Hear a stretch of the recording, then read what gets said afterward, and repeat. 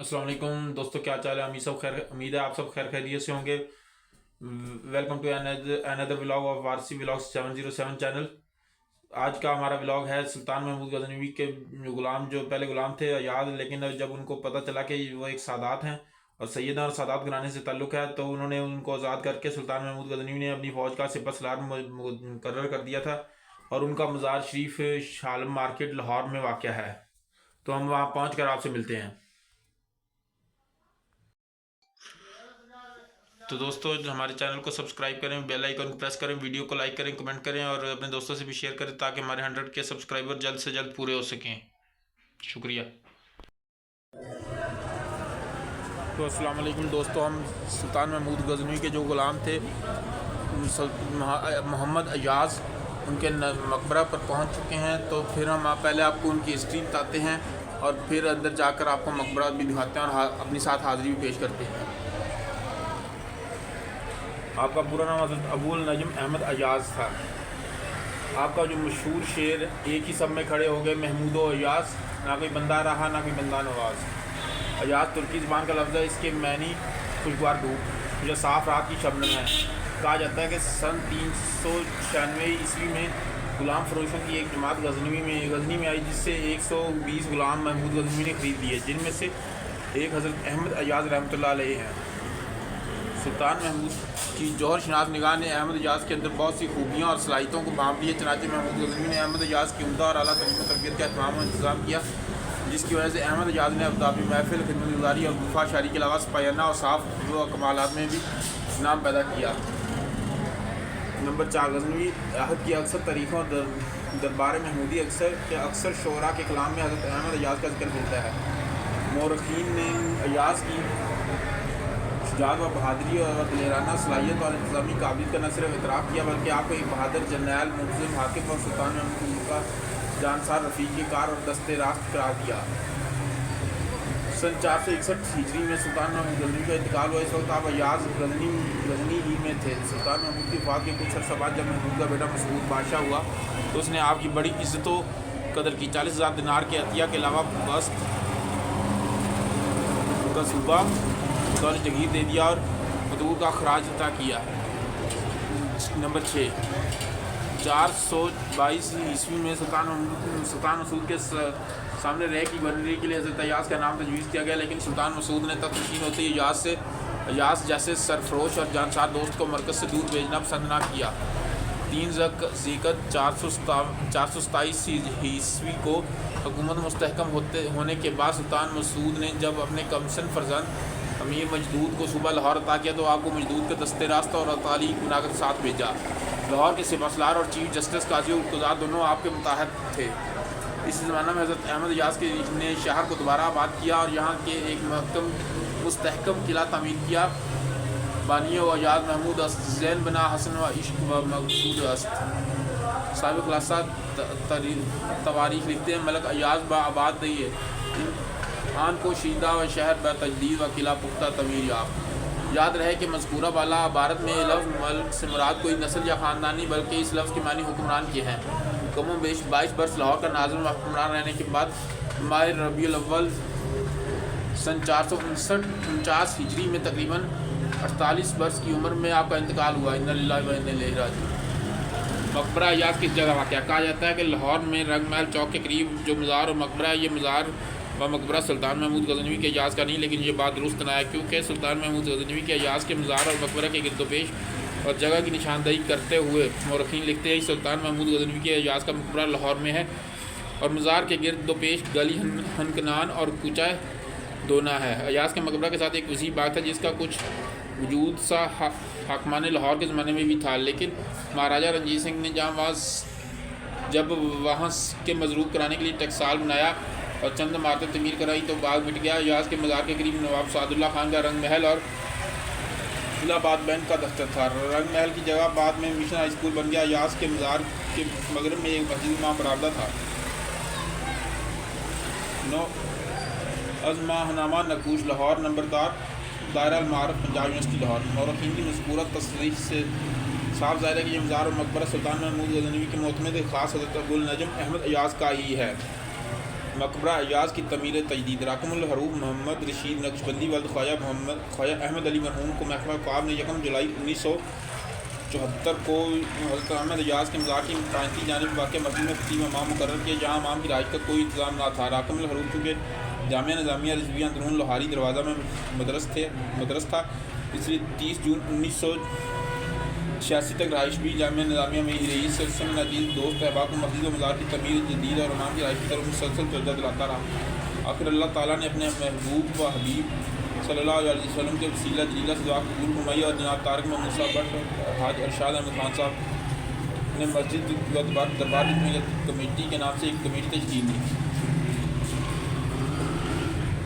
तो दोस्तों, हम इस वक्त सुल्तान महमूद गजनवी के सिपहसालार हज़रत अबुल नजम अहमद अयाज के मज़ार के अंदर हाज़िरी पेश करने जा रहे हैं। ये उर्स है कब? अयाज साहब का। तो दोस्तों, जैसा कि भाई ने बताया कि ये 13, 14, 15 फरवरी को हज़रत अहमद अयाज का उर्स भी है।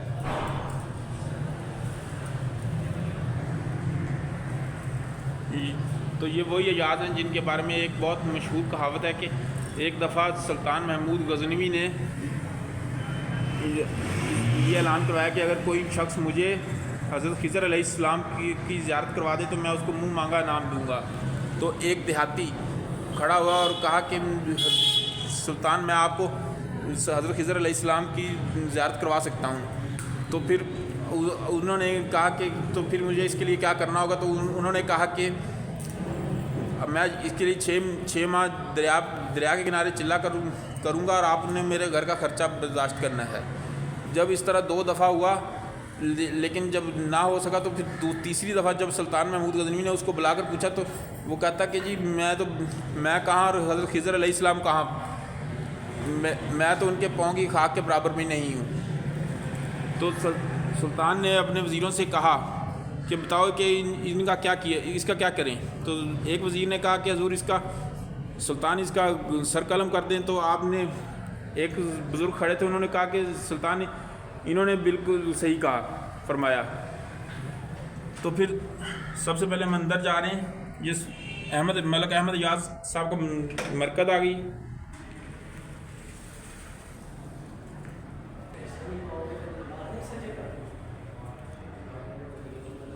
तो जैसे ही सुल्तान महमूद गजनवी ने दूसरे वज़ीर से पूछा तो उसने कहा कि इसको कुत्तों के आगे डाल दो। तो उन्हीं बुज़ुर्ग ने कहा कि इसने ठीक कहा। लेकिन जब सुल्तान महमूद गजनवी ने अयाज से कहा कि हाँ भाई, हाँ अयाज, आप बताओ, आप क्या कहते हो? तो सुल्तान महमूद गजनवी अयाज ने कहा कि हजूर, आपके शान में कोई फ़र्क नहीं पड़ेगा, लेकिन इस एक गरीब का घर का रोज़गार चल गया। तो उन बुज़ुर्ग ने कहा कि ठीक है, अयाज ने भी ठीक कहा। लेकिन जब उन्होंने सुल्तान महमूद ने उन बुज़ुर्गों से पूछा कि हजूर बाबा जी, इसमें क्या वजह? तो उन्होंने कहा कि एक वज़ीर आपका जो कसाब है, पेशे से कसाई था, तो उसने अपने पेशे के बारे में बताया। दूसरा जो वो बादशाहों के दूसरे वज़ीर का जो अबावजात थे वो बादशाहों के कुत्ते नहलाते थे, तो उसने भी अपने ख़ानदान के बारे में ही बताया। लेकिन अयाज चूँकि एक सैयद है, तो सैयद वो खुद तो मर सकता है लेकिन दूसरों को, किसी और को मरने नहीं देगा।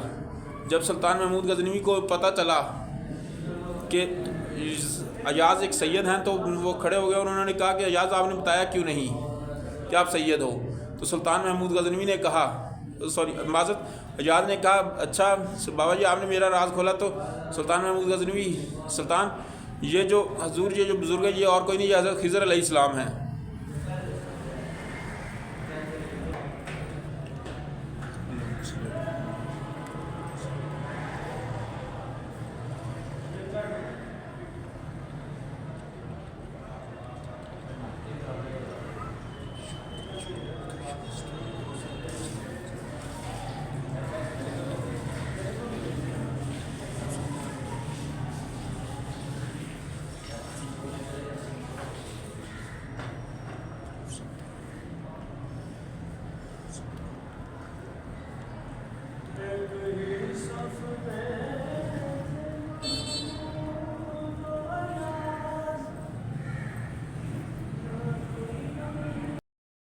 तो अस्सलाम वालेकुम दोस्तों, तो हम हज़रत मियाँ मीर साहब के मज़ार शरीफ पर पहुँच चुके हैं। तो हम अंदर जाकर आप वज़ू करके आपसे मिलते हैं।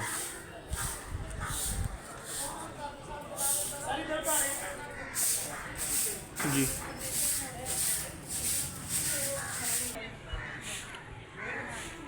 तो दोस्तों हम ये हज़रत मियाँ मीर साहब के मज़ार शरीफ के आते में दाखिल हो चुके हैं। ये सारा मज़ार शरीफ का आता माशाल्लाह बहुत वसी है। तो सबसे पहले हम वज़ू करके फिर आपसे मिलते हैं। तो दोस्तों ये इस तरफ हज़रत मियाँ मीर साहब का मज़ार शरीफ है और ये सारा कब्रिस्तान है। तो हम वज़ू कर चुके हैं और अब हम अंदर मियाँ मीर साहब के मज़ार शरीफ के अंदर हाज़िरी पेश करने जा रहे हैं। मज़ीद हम आपको अंदर पहुँच कर मिलते हैं। ये आप एक दफ़ा बाहर से मज़ार शरीफ देख लें।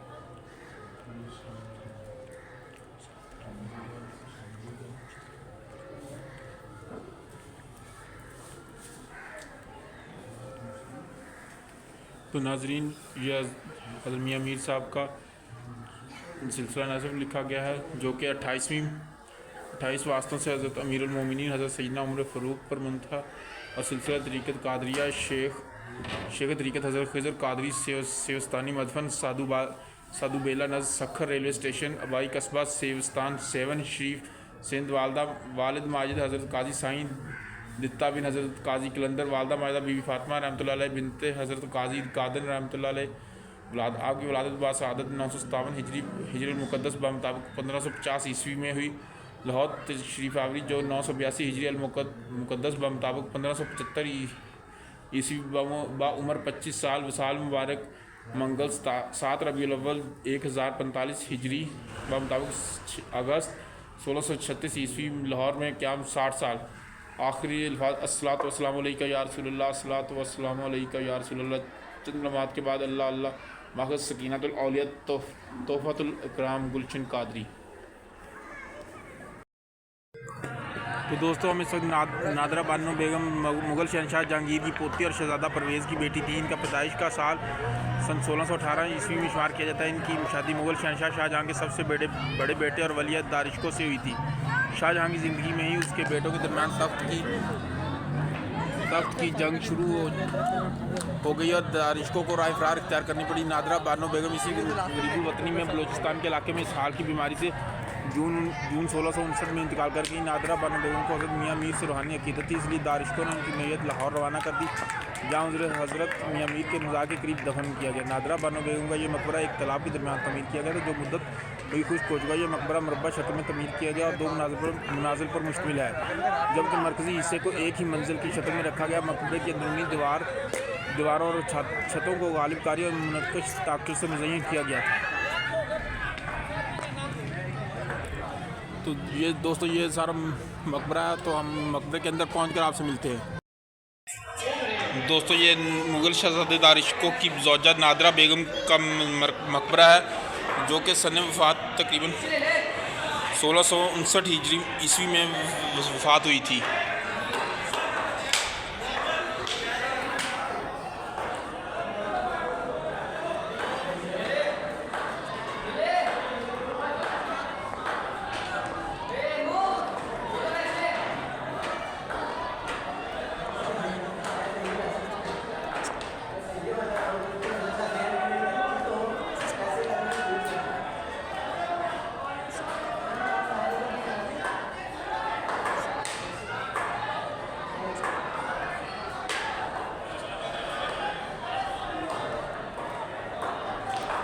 तो दोस्तों ये मकबरा 2 मंजिला इमारत में तमीर किया गया है, जबकि मरकज़ी जहाँ पर कब्र मुबारक नादरा बेगम की मौजूद है इसको सिंगल मंजिल में रखा गया, लेकिन इर्द गिर्द 2 मंजिला इमारत को तमीर किया गया है और इसके अंदर ये सारी गालबकारी की गई है।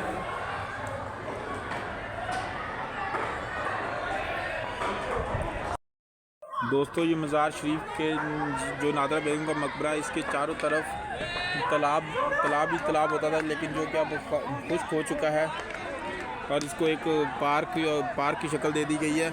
और इसी के साथ हम अपना आज का व्लॉग एंड कर रहे हैं। मिलते हैं नेक्स्ट व्लॉग में।